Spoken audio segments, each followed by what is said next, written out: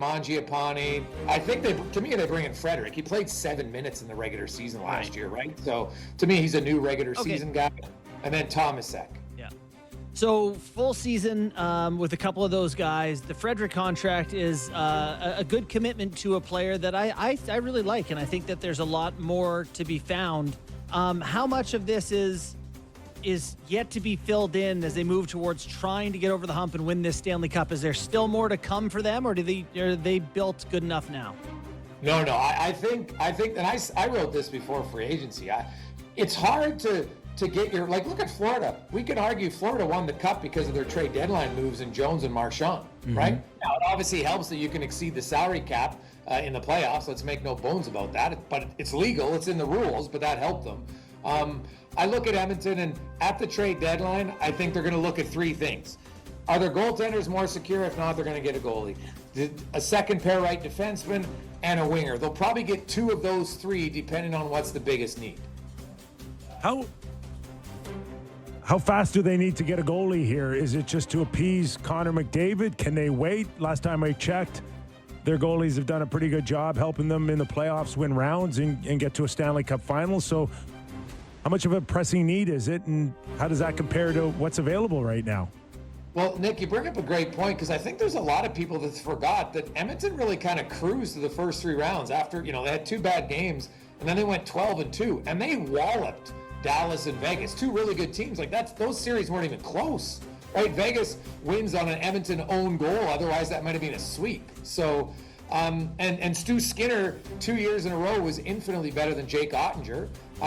He's not Bobrovsky, right? So Florida had the better goalie in the final, no question about that. So I think that they will look. I think they're going to make a change to their goalie coach, and I'm not saying that the goalie coach is the reason why, but sometimes a new voice could help. So I think that's going to come for Skinner, and then they'll see. I don't see a big rush because which goalies are truly available. Like everybody, I saw the rumors, Jake Allen's going to get $5 million. He signed for 1.8. I know he signed for 5 years, but hell, he could have signed 2 years at 10 mil and made the same amount of money. So I don't know if there's a huge glaring obvious goalie, but I think it's one they'll look at to see how Stu Skinner does. Stu Skinner, I actually thought he improved in the playoffs, and that he didn't let in really soft goals. Like the third goal in Game 6, it was a terrible rebound. I don't know what he was thinking, but he didn't let in like weak goals. He just didn't make the big saves. So it's kind of an improvement. And he's a young goalie at 26. There's only 7 goalies in the NHL who are younger than Skinner and played more than 20 games last year. 7. And those guys have a combined 3 playoff games. Skinner has 50, right? Like he's still a young goalie. I know it's frustrating because he's not as good as Bobrovsky, but they're not built to have their goalies steal them games all the time. And he did steal them some games up until the final. Yeah, it's a tough pill for fans to swallow, right? Like this one thing that they can't. It seems like they can't get right, but you're right. If he was available, there'd be people falling all over themselves to get their hands on him for the number he makes. So I hear what you're saying there. Let's talk a little bit about Evan Bouchard. Signed himself a 4-year, $10.5 million per season contract. What were your initial impressions versus the expectations for that deal? Well, I kind of thought he was going to be a $10 million guy. So I had actually heard that they were asking for more on a long-term deal. So 4 years. Bouchard, like this year, Bouchard's security blanket, known as Matthias Ekholm, wasn't there. And Bouchard was still really good in the playoffs. Actually, guys, if you go back and look, the Game 5 and 6 was more Ekholm's errors than Bouchard's that cost the Oilers on those goals. So I think Evan Bouchard, like he can be a frustrating player at times, because in the regular season, maybe he'll go back to a puck a little nonchalantly and people are like, oh my God, and they remember that play. But meanwhile, he'll make 50 other good plays in a game that kind of go unnoticed. So he's the guy who shoots the puck the hardest, the most frequently, like 90-mile-an-hour shots more than anyone. He wasn't a guy who padded all his stats in the power play. He didn't have a power play goal really, I think, until February. So I think Bouchard, in what the market is today for as many points as he gets, it's what you're going to get. Can he frustrate you at times? Yes. But in the playoffs, guys, no one can argue that Evan Bouchard's playoff game is amongst the elite defenders the last few years. His goals against per 60 is actually better than Cale Makar. So I don't know if I'm that surprised by it. I guess 4 years people don't love, but in 4 years, he's either going to continue to mature and then maybe he moves on, but I'd be surprised if Bouchard doesn't give you pretty good value. He will give you a few games and a few plays that people will highlight and focus on, but I think people who do that are probably missing the vast majority of his game, which is pretty darn good. Jason, we know the challenges on the salary cap for the Edmonton Oilers still to this day. So long-term success, a Stanley Cup, does it include Bouchard and Darnell Nurse making $20 million between them? Is that even an issue now moving forward?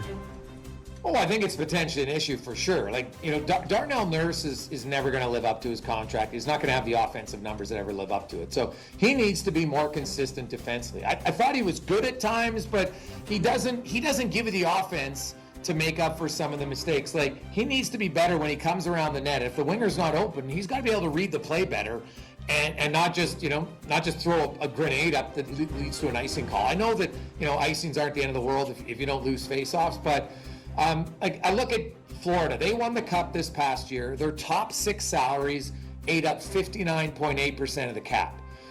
This season, the Oilers' top 6 guys, with McDavid, still doesn't have a contract extension, but with their top 8, they'll make up around 60%. So it's not much different, but one of those guys is Nurse. He'll have to be a little bit more consistent, I think, in his play, because Florida had Verhaeghe, and he contributed very well in their Stanley Cup run. So I think it's on Nurse to be better, and I think ultimately long term, it'll get to a point where either Nurse is going to give them a little bit more consistent play. I thought he was decent this year, but I still think there's more when you're making 9.25. You just need a little bit more.